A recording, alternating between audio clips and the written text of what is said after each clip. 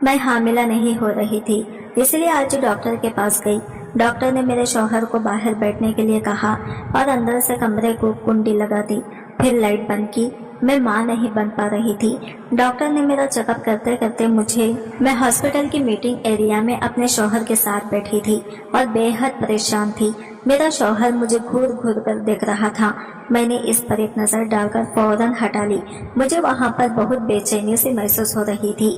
जब से मैंने ये सुना था कि इस हॉस्पिटल में एक मेल डॉक्टर इलाज करता है, मैं कैसे किसी मर्द से ऐसा इलाज करवा सकती थी। मैं इस उलझन में शिकार थी कि ना जाने वो मुझसे कैसे कैसे सवाल करेगा, क्या कहेगा और मैं इसे कैसे जवाब दे पाऊंगी। मैंने अपने शौहर से कहा भी था कि वो मेरा इलाज किसी लेडी डॉक्टर से करवा दें, लेकिन वो कहने लगा कि मैंने सुना है इस डॉक्टर के हाथ में जादू है। इसने आज तक जितनी भी औरतों का इलाज किया है, एक बार भी इसे नाकामी नहीं हुई है। लेकिन मैं तो बहुत परेशान थी।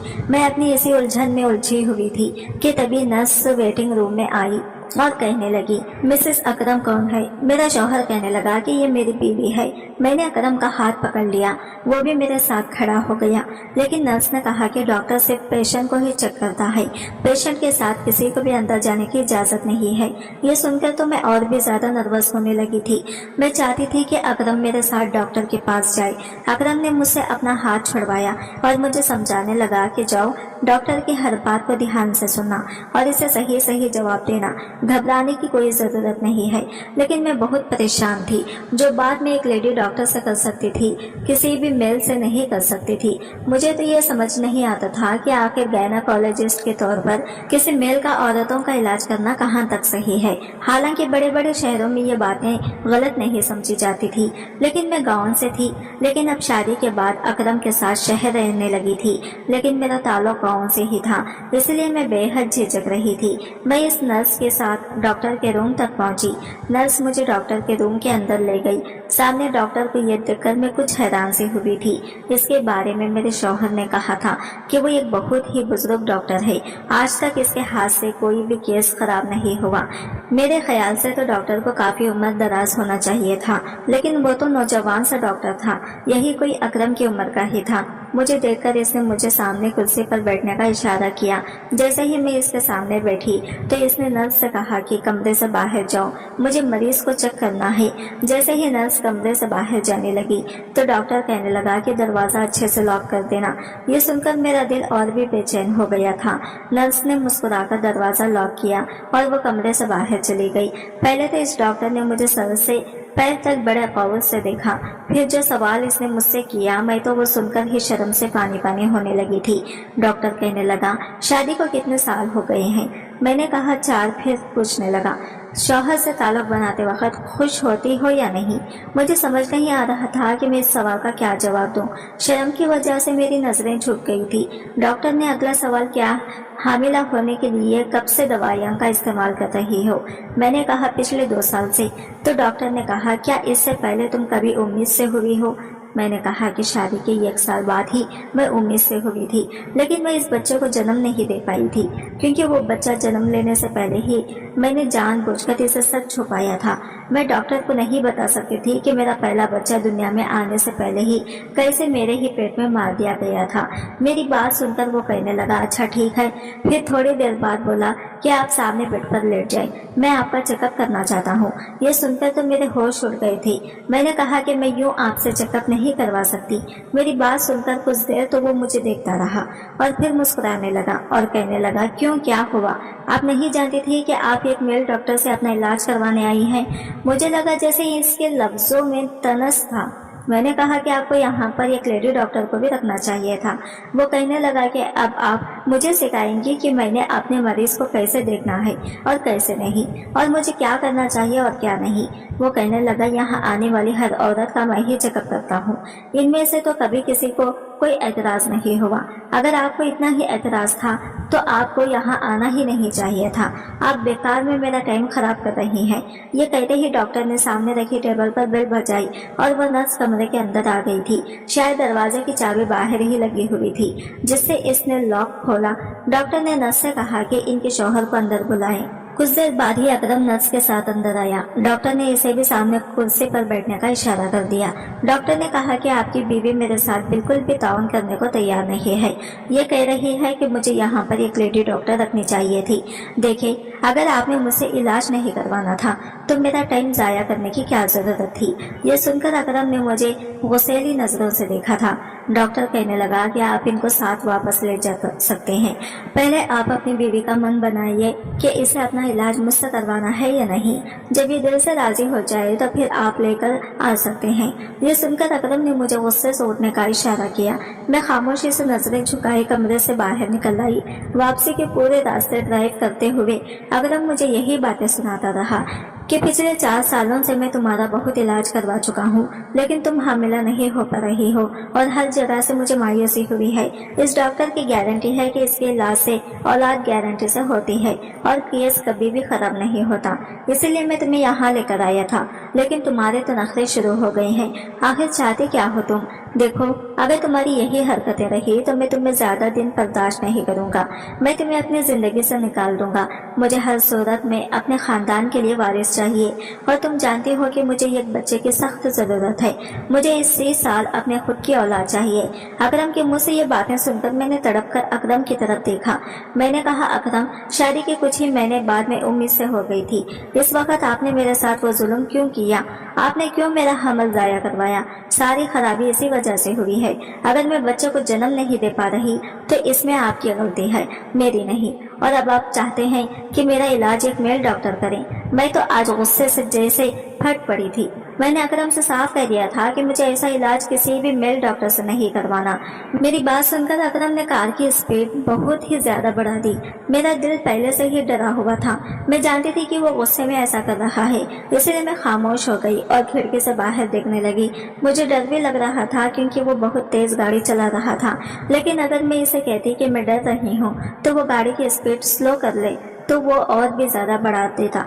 वो ऐसा ही था, जज्बाती। इन 4 सालों में मैं इसे अच्छी तरह से जान गई थी कि मेरा किसी बात पर एतराज उठाना अकरम को गुस्सा दिला देता है और गुस्से में वो पागल हो जाता है और फिर इसे कुछ भी नजर नहीं आता और अकरम का गुस्सा सहने के लिए मजबूर थी। इसके अलावा मेरे पास कोई दूसरा रास्ता नहीं था। मैं एक बहुत ही गरीब खानदान से थी। वैसे तो मैं अपने माँ बाप की इकलौती औलाद थी, लेकिन इकलौते बच्चे का जो लाड़ प्यार होता है वो मुझे नहीं मिला था। लाड़ प्यार भी बच्चों को तभी मिलता है जब घर में खुशहाली होती है। हमारे घर में तो मैंने ये शाह गरीबी ही देखी थी। जब मैं बहुत छोटी थी तो पापा का एक्सीडेंट हुआ था और इनकी दोनों टांगे इस एक्सीडेंट में चली गई थी। तब से मेरी माँ दूसरों के घरों में काम करती थी और तभी घर में चूल्हा जलता था। पापा के अंदर जिंदगी जीने की उमंग खत्म हो चुकी थी। वो 4 पाई पर पड़े अंदर ही अंदर रोते रहते थे और जब मैं 15 साल की हुई थी तो पापा इस दुनिया को अलविदा कह चुके थे। मेरी माँ तो पहले ही काम करती थी। अब्बा के जाने के बाद तो उन्होंने वैसे ही काम करना था क्योंकि खाने वाला अब कोई नहीं था और कमाकर मुझे पाल रही थी। 5वीं क्लास के बाद ही मैंने पढ़ाई छोड़ दी थी। मुझे पढ़ाई में कोई दिलचस्पी ही नहीं थी। हालांकि मेरी माँ ने एड़ी चोटी का जोर लगा दिया था कि मैं पढ़ लिख कर अपने पैरों पर खड़ी हो जाऊं, लेकिन मेरा मन पढ़ाई में बिल्कुल भी नहीं लगता था। घर अपना था इसलिए इतनी ज्यादा दिक्कत नहीं होती थी। अम्मी को जो भी पैसे मिलते थे जैसे तैसे करके वो मेरी फीस भी भर देती थी और आगे भी मुझे पढ़ाना चाहती थी। वो मुझे समझाती थी कि पढ़ाई के बिना जिंदगी कुछ भी नहीं है। माँ ने कहा कि मेरी तो जैसे तैसे जिंदगी कट गई है, लेकिन मैं तुम्हें खुशहाल जिंदगी देना चाहती हूँ। पढ़ लिख जाओगी तो अपने पैरों पर खड़ी हो जाओगी और किसी की मोहताज नहीं रहोगी। लेकिन मैंने कभी भी पढ़ाई में दिल नहीं लगाया। माँ के काम पर जाने के बाद मैं भी अपने सहेलियों के साथ घूमने फिरने निकल जाया करती।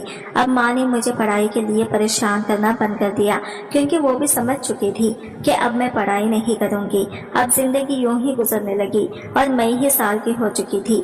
अम्मी की एक सहेली थी जो अब शादी के बाद शहर में रहने लगी थी। अम्मी की सहेली का मैके हमारे ही गाँव में था। एक बार जब वो अपने मैके आई तो अम्मी से भी मिलने आई और वो अपने इकलौते बेटे अकरम के लिए मुझे पसंद कर गई। हालांकि मेरी माँ ने इसे कह दिया था कि हमारे पास देने के लिए कुछ भी नहीं है, लेकिन अम्मी की सहेली को मैं बहुत पसंद आ गई थी और वो वैसे भी अम्मी का बोझ भी हल्का करना चाहती थी क्योंकि अम्मी अब बीमार रहने लगी थी। इसलिए अपने बेटे अकरम के साथ मेरी शादी कर दी। मेरी अकरम की शादी को 5 महीने ही हुए थे कि मेरी माँ इस दुनिया से चली गई। मैं ख्यालों की दुनिया में एकदम से चौंक कर निकली थी क्योंकि गाड़ी घर के सामने सामने बड़ी जोर के ब्रेक लगने पर रुकी थी। मेरा सर सामने बोर्ड से टकराते टकराते बचा था। मेरे उतरने से पहले ही अकरम गाड़ी से उतरा और गाड़ी का दरवाजा बड़े जोर से बंद कर दिया और घर के दरवाजे का ताला खोलने लगा। ये देखकर मैं समझ गई थी कि आज फिर मेरी शामत है। मुझे तो ये इंसान कोई दिमागी मरीज लगता था। जब से मेरी शादी हुई थी मुझे जिंदगी में कोई खुशी नसीब नहीं हुई थी।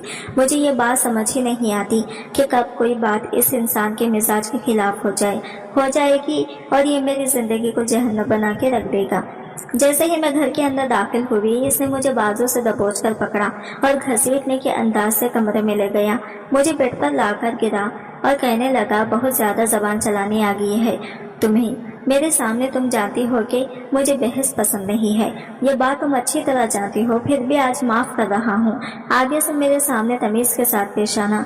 और एक बात मेरी कान खोलकर सुन लो, मैं कल तुम्हें दोबारा इस डॉक्टर के पास लेकर जाऊंगा।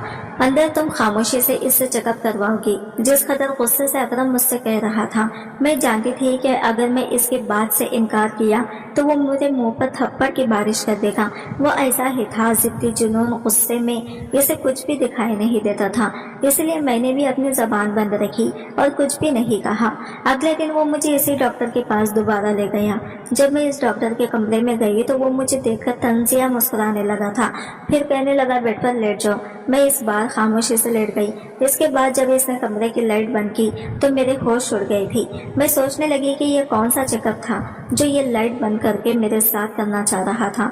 मैंने कहा कि आपने लाइट क्यों बंद कर दी? वो कहने लगा, मेरे इलाज का यही तरीका है।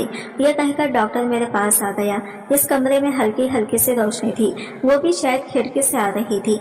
मेरा दिल बुरी तरह से घबरा रहा था और मेरे दिल की धड़कनें बहुत तेज थी। अब वो मेरे बहुत करीब आ चुका था। और फिर इसके बाद जब मेरी शादी अकरम से हुई, वो दोनों माँ बेटा ही थी। अकरम का ना कोई भाई था ना बहन। इसके पापा भी जिंदा नहीं थे। मेरी सास बहुत अच्छी थी, लेकिन अकरम का रवैया मेरे साथ ऐसा था कि कभी आग तो कभी पानी। इसके मिजाज से मैं परेशान होकर रह गई थी। कभी कभी तो मेरी बड़ी से बड़ी बात को भी नजरअंदाज कर जाता और कभी कभी जरा सी बात पर भी लड़ने झगड़ने लगता। जब तक मेरी सास जिंदा थी वो अकरम से मेरी खातिर लड़ जाती थी। कहती थी, क्यों तुम इस बेचारे के पीछे पड़ रहते हो? वो तो तुम्हारे सामने उफ भी नहीं करती। खुद में थोड़ा बदलाव लाओ। अब तुम शादीशुदा हो। हर वक्त का गुस्सा और झगड़ा अच्छी बात नहीं होती। शादी को 1 महीना गुजरा था और 1 महीने में ही मैं अकरम से तंग आ चुकी थी। इस 1 महीने के अरसे में कई बार मैंने गिनती करते करते रोते हुए अकरम को मनाया था। अगर वो किसी बात पर नाराज हो जाता और जब तक मैं इसके सामने रोते हुए हाथ जोड़कर माफिया नहीं मांगती, वो बिल्कुल भी नहीं मानता था। 1-2 बार वो मुझ पर हाथ भी उठा चुका था। छोटी छोटी बातों पर ही वो इतना ज्यादा गुस्सा हो जाता था कि मेरे ऊपर हाथ उठा देता था। कभी कहता कि तुम शर्ट को सही तरीके से प्रेस नहीं करती हो, कभी कहता कि तुम चाय अच्छी नहीं बनाती हो। हालांकि मैं अपनी तरफ से पूरी कोशिश करती थी कि जैसा इसे पसंद है मैं वैसा ही काम करूं, लेकिन वो किसी तरह से भी राजी नहीं होता था। शादी के कुछ महीने बाद ही जब मैं पहली बार उम्मीद से हुई तो हाल मेरा अकरम ने किया था। सुनने वालों को शायद रूह कांप उठे। इन दिनों जब मैं उम्मीद से हुई तो मेरी तबीयत सुस्त थी, इसलिए मेरी सास मुझे करीबी क्लिनिक पर ले गई। डॉक्टर ने मेरे 1-2 टेस्ट करवाए और ये खुशखबरी सुना दी कि मैं उम्मीद से हूँ। मैं भी यह खबर सुनकर बहुत खुश हो गई थी कि हो सकता है कि जब यह खबर अकरम को मालूम हो गई तो वो सुधर जाएगा और मेरा ख्याल रखने लगेगा। लेकिन ये मेरी यह गलत फहमी थी। जैसा ही मेरी सास ने अकरम को यह खबर सुनाई तो एकदम ही गुमसुम सा हो गया था और आंखें गुस्से से लाल होने लगी थी। मुझे लगता था जैसे वो अपने आप में गुस्सा बर्दाश्त कर रहा है, दिल ही दिल में गुस्से को पी रहा है। ये देखकर मैं बुरी तरह से डर गई थी। मुझे समझ नहीं आ रहा था कि इसे ये खबर सुनकर गुस्सा क्यों आया है। ये तो खुशी की बात थी। रात को जब मैं कमरे में आई तो वो बहुत सिगरेट पी रहा था। पूरा कमरा धुएं से भरा पड़ा था। जब मैंने साइड टेबल पर देखा तो सिगरेट के बुझे हुए टुकड़ों से भरी पड़ी थी। मुझे कमरे में आते हुए देखा तो कहने लगा कि हमारी शादी को अभी कुछ ही महीने हुए हैं और तुम्हें बच्चा पैदा करना है। गांव की जाहिल औरत, कुछ तो जिंदगी एंजॉय करने का तरीका सीखो। अभी से बच्चों की जिम्मेदारी में मुझे नहीं पड़ना। अकरम के मुंह से ये सब सुनकर मैं हैरान से रह गई थी। मैंने कहा, अकरम ये तो अल्लाह की देन है और अल्लाह اللہ کی مرضی سے ہی ہوتا ہے، میرے چاہنے نہ چاہنے سے نہیں ہو سکتا۔ میری بات سن کر اکرم کہنے لگا، لیکن میری اولاد میرے کہنے سے ہی پیدا ہوگی، اللہ کی مرضی نہیں چلے گی۔ جب میں چاہوں گا تب وہ دنیا میں آئے گی، اور جب میں نہیں چاہوں گا تو کوئی بھی اسے دنیا میں نہیں لا سکتا۔ اکرم کی زبان سے ایسے لفظ سن کر مجھے بہت برا لگا تھا۔ وہ کہنے لگا کہ اگنے لگا کہ ابھی مجھے کوئی بچہ نہیں چاہیے، میں 2 سال اپنی شادی کو انجوائے کرنا چاہتا ہوں۔ کل میں تمہیں ہاسپٹل لے جاؤں گا اور تمہارا ابارشن کروا دوں گا۔ یہ سن کر میں نے اچانک ہی اکرم کی طرف دیکھا تھا۔ میں نے کہا، اکرم میں یہ سب نہیں کرواؤں گی، یہ تو ایک گناہ ہے جو بچہ دنیا میں آیا ہی نہیں، میں بھلا دنیا میں آنے سے پہلے ہی اس کی جان کیسے لے سکتی ہوں؟ میں اس بچے کو جنم دینا چاہتی ہوں۔ اکرم غصے سے کہنے لگا، تم کون ہوتی ہو اس بات کا فیصلہ کرنے والی؟ میری اولاد ہے، اس کا فیصلہ بھی میں ہی کروں گا، مجھے اسے ابھی اس دنیا میں نہیں لانا۔ یہ کہنے کے بعد اس نے لیمپ بند کیا اور سو گیا۔ پوری رات مجھے نیند نہیں آئی کہ نہ جانے اب وہ کیا کرے گا۔ صبح اکرم کے اٹھنے سے پہلے ہی میں اٹھ کر کمرے سے باہر نکل گئی۔ اکرم کمرے سے باہر آیا اور مجھے ہاسپٹل لے جانے کے لیے کہا تو میری ساس کہنے لگی کہ اکرم وہ کہیں نہیں جائے گی، اور خبردار جو تم نے بچے کو ختم کرنے کے بارے میں بھی سوچا تو۔ اکرم نے مجھے غصے سے دیکھا تھا، میں سہم کر اپنی ساس کے پیچھے چھپ گئی تھی۔ وہ غصے سے مجھے گھورتا ہوا باہر چلا گیا۔ 3 دن تک وہ گھر نہیں آیا تھا۔ اب مجھے اکرم کی فکر ستانے لگی تھی، کیونکہ غصے میں وہ اندھا ہو جاتا تھا اور کچھ بھی کر گزرتا تھا۔ میری ساس مجھے تو کچھ بھی نہیں کہہ رہی تھی، لیکن وہ بھی پریشان لگ رہی تھی۔ 3 دن بعد اکرم آیا تو تب بھی اس کی آنکھیں غصے سے لال تھی۔ میں نے کھانا رکھا تو اس نے پلیٹ اٹھا کر زمین پر پھینک دی، کہنے لگا میری نظروں سے دور ہو جاؤ، مجھے اپنی شکل بھی مت دکھاؤ۔ میری ساس بھی یہ سب تماشا دیکھ رہی تھی اور مجھے کہنے لگی کہ جاؤ تم کمرے میں چلی جاؤ۔ میں اپنے کمرے میں چلی گئی اور پھوٹ پھوٹ کر رونے لگی۔ میری ساس اکرم کو بڑے پیار سے سمجھا رہی تھی، لیکن وہ بالکل خاموش تھا۔ میں جانتی تھی کہ اس کی خاموشی کا مطلب کیا ہے۔ میں سوچ چکی تھی کہ میں اب اس کی بات پر کوئی اعتراض نہیں کروں گی۔ اس کی اولاد ہے، چاہے زندہ رکھے یا مار ڈالے۔ جب مجھے زندگی یہی اکرم کے ساتھ گزارنی ہے تو پھر میں اکرم کے ساتھ لڑ جھگڑ کر زندگی نہیں گزار سکتی۔ جیسے ہی اکرم کمرے میں آیا، اس سے پہلے کہ میں اس سے یہ سب کہہ دی کہ وہ جو چاہتا ہے کر لے، لیکن اس نے تو میری بات ہی نہیں سنی۔ اس نے مجھے زمین پر دھکا دے دیا اور پھر میرے پیٹ پر زور زور سے لاتیں مارنے لگا۔ میں چیختی رہی، چلاتی رہی، کہنے لگا کہ میں نے بہت آسانی سے اس جھنجٹ کو ختم کروانا چاہا تھا، لیکن تم بھول گئی کہ تم مجھ سے ضد کرو گی تو تمہارا یہی حال ہوگا۔ اب میں ایسے ہی اس جھنجٹ کو ختم کر دوں گا۔ میری ساس میری چیخ سن کر دروازہ بجانے لگی۔ میری چیخوں سے پورا کمرہ دہل اٹھا تھا اور میری چیخوں کو سن کر وہ پریشان ہو رہی تھی اور رو رو کر دروازہ بجا رہی تھی۔ اکرم سے منتیں کر رہی تھی کہ اکرم پلیز دروازہ کھول دو، یہ ظلم مت کرو، لیکن اکرم نے کمرے کا دروازہ نہیں کھولا اور اس نے مجھے اتنا مارا کہ میں بالکل بے جان ہو چکی تھی۔ میری چیخیں اتنی تیز تھی کہ آس پڑوس کے کئی گھر میری چیخیں سن رہے تھے۔ میری ساس کمرے کے باہر کھڑی رو رہی تھی اور کمرے کا دروازہ بجا رہی تھی۔ اکرم سے کہہ رہی تھی کہ اکرم خدا کے لیے ظلم مت کرو، دروازہ کھولو۔ یہ اکرم نے دروازہ نہیں کھولا۔ تم کیا کر رہے ہو؟ لیکن اکرم نے جب تک اس نے میرے اندر ننھے منھے سے وجود کو ختم نہ کر دیا، میری آنکھوں سے آنسو بہ رہے تھے۔ اکرم نے کمرے کا دروازہ کھولا اور کمرے سے باہر چلا گیا۔ میری ساس دوڑتی ہوئی میرے پاس آئی، لیکن میری حالت دیکھ کر بری طرح سے گھبرا اٹھی کہ مجھے لگ رہا تھا کہ میں آج ہی مر جاؤں گی۔ میری سانس اکھڑنے لگی تھی۔ میری ساس روتے ہوئے اکرم کے پاس گئی اور ہاتھ جوڑ کر بولی، خدا کے لیے اسے ہاسپٹل لے کر چلو، لیکن وہ تو پتھر بنا بیٹھا ہوا تھا۔ میری ساس نے فون کر کے ایمبولینس کو بلایا اور مجھے اپنے ساتھ ہاسپٹل لے گئی۔ 3 دن میں ہاسپٹل میں رہی اور اس کے بعد میں گھر واپس آ گئی تھی۔ اکرم نے مجھ سے بالکل ہی بات چیت بند کر رکھی تھی۔ میں نے بھی اکرم سے کوئی بات چیت نہیں کی تھی۔ جو کچھ بھی اکرم نے میرے ساتھ کیا تھا، میرا دل چاہتا تھا کہ میں اس پتھر دل آدمی کی شکل بھی نہ دیکھوں۔ آج اپنی غلطی کی بری طرح سے احساس ہو رہا تھا کہ میں اپنی ماں کی بات مان کر کچھ پڑھ لکھ جاتی تو مجھے یہ دن نہیں دیکھنا پڑتا۔ میں اس بندے کی شکل بھی نہیں دیکھنا چاہتی تھی۔ اسے چھوڑ کر میں کہیں بھی कोई छोटी मोटी नौकरी कर लेती और अपनी जिंदगी गुजार लेती, लेकिन अब मैं लाचार थी, इस आदमी के टुकड़ों पर पल रही थी। मेरे सर पर हाथ रखने वाला न मेरा बाप था और न ही मेरी माँ, और न ही मेरे पास पढ़ाई थी। और अकरम मेरी इसी मजबूरी का तो फायदा उठा रहा था। मेरी सास बहुत अच्छी थी, वही मेरा ख्याल रख रही थी, लेकिन वो भी बहुत बूढ़ी हो चुकी थी और खुद भी कई बीमारियों से घिरी हुई थी। एक दिन अकरम खुद ही मुझसे बात करने लगा। मेरा दिल तो नहीं था कि मैं अकरम से बात करूं, लेकिन फिर भी मैंने अपने दिल को समझाते हुए अकरम से बातचीत करना शुरू कर दी। फिर इसके अलावा दूसरा रास्ता भी नहीं था, या तो अकरम के साथ जिंदगी गुजारती या फिर वापस अपने मायके चली जाती, और मायके में मेरा कोई ठिकाना नहीं था। इसलिए दिल पर पत्थर रखकर मैंने अकरम से बातचीत करना शुरू कर दी, और जो कुछ हो चुका था और जो मैं खो चुकी थी वो मुझे वापस नहीं मिल सकता था। 1 साल तक अकरम मुझे ना जाने कौन कौन सी मेडिसिन खिलाता रहा, क्योंकि इसे बच्चा नहीं चाहिए था। इसी दौरान मेरी सास भी इस दुनिया से चली गई। इनके जाने से तो मुझे लगा जैसे मैं बिल्कुल अकेली हो चुकी हूँ। वो थी तो मेरी फिर भी हिम्मत बनती रहती थी, और अकरम तो ऐसा था जैसे कि आज़ाद हो चुका था, क्योंकि शायद पहले माँ के सामने कुछ नरमी से बात कर लेता था, लेकिन अब तो इसे खुली छूट मिल गई थी। अब तो आए रोज मुझ पर हाथ उठाता था, कभी चिल्लाता या भी बर्तन तोड़ देता। फिर एक दिन मुझसे कहने लगा कि अब मुझे बच्चा चाहिए। ये सुनकर मेरा दिल दुखी हो चुका था। मेरे अंदर से ये ख्वाहिश ही खत्म हो चुकी थी कि मैं कभी माँ बनूं। जब अकरम ने कहा कि मुझे बच्चा चाहिए, तो फिर इसने मुझे दवाइयाँ खिलाना छोड़ दी थी, लेकिन फिर भी मैं उम्मीद से नहीं हुई थी। 1 साल और गुजर चुका था। फिर अकरम मुझे एक लेडी डॉक्टर के पास लेकर गया। डॉक्टर ने कहा कि प्रेगनेंसी में तुम्हारे साथ कुछ ऐसा तुम्हारी पहली बार प्रॉब्लम हुई है, जिसकी वजह से तुम कभी माँ नहीं बन सकोगी। मेरे शौहर ने मेरे साथ जो जुल्म और ज्यादती की थी, शायद इसी वजह से खुदा ने ये खुशी मुझसे छीन ली थी। और फिर मुझ पर यह राज भी खुल गया कि अकरम को औलाद क्यों चाहिए। असल में मेरी सास अपनी सारी जायदाद अकरम के बजाय अपने पोते या पोती के नाम कर गई थी, इसीलिए अकरम को जो भी औलाद होगी वही सारी जायदाद की असली हकदार होगी।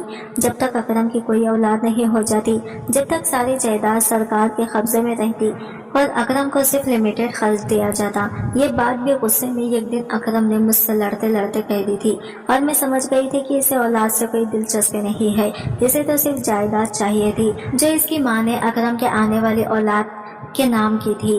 और फिर इस डॉक्टर के बारे में अकरम को मालूम हुआ तो मुझे वो इसके पास ले गया। डॉक्टर अंधेरे कमरे में जब मेरे पास आया और इसने मुझे एक इंजेक्शन लगाया, जिससे मैं बेहोश हो चुकी थी। मैं नहीं जानती थी कि मैं कितने दिन तक बेहोश रही, लेकिन जब मुझे होश आया तो मैं इस हॉस्पिटल के एक प्राइवेट रूम में थी। मेरे हाथ पर ड्रिप लगी हुई थी। मुझे अपना जिस्म बहुत बेजान सा महसूस हो रहा था, लेकिन मुझे कुछ भी याद न था। कुछ देर बाद वही डॉक्टर कमरे में आकर फोन पर किसी से बात कर रहा था। कह रहा था कि जी हाँ, सब काम ठीक हो चुके हैं। अरे आपकी बीवी उम्मीद से है। और मेरा दिमाग चकरा कर रह गया था। आखिर मैं कब से इस हॉस्पिटल में थी और कब से मैं बेहोश थी, और मेरे साथ आखिर क्या हुआ था। मुझे तो कुछ भी याद नहीं आ रहा था कि आखिर मेरे साथ क्या हुआ था कि मैं बेहोशी की हालत में ही उम्मीद से भी हो चुकी थी। एक के बाद एक सवाल मेरे दिमाग में घूमने लगी थी। इस डॉक्टर ने जब मुझे होश में देखा तो मुस्कुराने लगा। कहने लगा, अब आपको कैसा महसूस हो रहा है, ठीक तो है ना आप। मैंने इसे गुस्से से देखा था। मैंने कहा, अभी आपने किसके बारे में बात की है, कौन उम्मीद से हो चुकी है। डॉक्टर मेरी बात सुनकर मुस्कुराने लगा। कहने लगा कि आपका ही तो इलाज कर रहा था, आपके शौहर की इजाजत से मैंने आपका इलाज किया है। मैंने कहा, मैं कब से बेहोश हूँ, क्या किया गया है मेरे साथ, बताइए। क्योंकि मुझे तो लेडी डॉक्टर जवाब दे चुकी थी कि मैं कभी भी माँ नहीं बन सकती। वो कहने लगा, आप सिर्फ 3 दिन से बेहोश हैं, हमने आपका अंदरूनी इलाज किया है। आपके शौहर को औलाद चाहिए थी और वह एक नेचुरल तरीके से होना मुश्किल लग रहा था, इसीलिए ये सब किया और वो हो गया जो आपका शौहर चाहता था। ये सुनकर मेरी आंखों से आंसू बहने लगे थे। ये थी मुझे अकरम से अब नफरत की कैसे अंधेरी निगरी महसूस होने लगी थी। वो अपनी बात मनवाने के लिए किसी हद तक जा सकता था, मुझे इस बात का अंदाजा नहीं था। लेकिन इसके बाद जो कुछ हुआ मैं हैरान हो गई थी। 9 महीने के बाद मैंने एक बेटे को जन्म दिया। जिस दिन मेरा बेटा पैदा हुआ, इस दिन अकरम अपने हाफिज में था। जब फोन पर डॉक्टर ने इसे यह खबर सुनाई तो वो तेज रफ्तार से ड्राइवर करते हुए हॉस्पिटल पहुंच रहा था कि रास्ते में ही इसका एक्सीडेंट हो गया। इस बच्चे को 1 मिनट देखना भी इसके नसीब में नहीं था। वो इस वक्त मर चुका था। मुझे इसके मर जाने का कोई अफसोस न था। अकरम जिस तरह की बातें करता था تھا، یعنی خود کو خدا سے بھی اوپر سمجھنے لگا تھا۔ تو خدا کو ایسے لوگ بالکل بھی پسند نہیں، کیونکہ زندگی اور موت پر صرف خدا کا حق ہے۔ ایسے ہی کچھ دعوے اکرم بھی کر رہا تھا کہ وہ جب چاہے اپنے بچے کو دنیا میں لا سکتا ہے اور جب چاہے اسے مار سکتا ہے، لیکن وہ یہ نہیں جانتا تھا کہ انسان سے بڑھ کر جو ہے وہ خدا ہے، جس کی مرضی کے بنا ایک پتا بھی نہیں ہل سکتا۔ میں نے اپنے بیٹے کو اپنے سینے سے لگا لیا تھا۔ اکرم کی باڈی کو گھر لایا گیا اور اس کو دفن بھی کر دیا گیا، لیکن میری آنکھ سے ایک آنسو بھی نہیں نکلا تھا۔ سب لوگ یہ سمجھ رہے تھے کہ مجھے اکرم کی موت کا صدمہ لگ گیا ہے، اسی لیے میری آنکھ سے آنسو نہیں گر رہا تھا، لیکن مجھے کوئی صدمہ نہیں لگا تھا۔ مجھے اکرم کے جانے کا کوئی دکھ نہیں تھا۔ اکرم کے جانے کے بعد زندگی دھیرے دھیرے اپنے راستے پر آنے لگی تھی۔ میں اپنے بچے کی پرورش میں دل و جان سے لگ چکی تھی۔ میری ساس نے مرنے سے پہلے ساری پراپرٹی اپنے پوتے یا پوتی کے نام کر رکھی تھی، جو اب قانونی طور سے میرے پاس آ چکی تھی، اور اتنی پراپرٹی تھی کہ میں زندگی بھر بھی بیٹھ کر کھاتی تو آرام سے میری زندگی کٹ سکتی تھی۔ میں نے اب اپنے بیٹے کو ہی اپنے جینے کا مقصد بنا لیا تھا۔ آج کی ویڈیو کہانی آپ کو کیسی لگی کمنٹ کر کے ضرور بتائیے گا، اور ویڈیو اچھی لگی ہے تو لائک شیئر ضرور کیجیے گا، ہمارے چینل کو سبسکرائب کریں۔ فرینڈس، ملتے ہیں اگلے نئی ویڈیو کے ساتھ، تب تک کے لیے بائے بائے، ٹیک کیئر، اللہ حافظ۔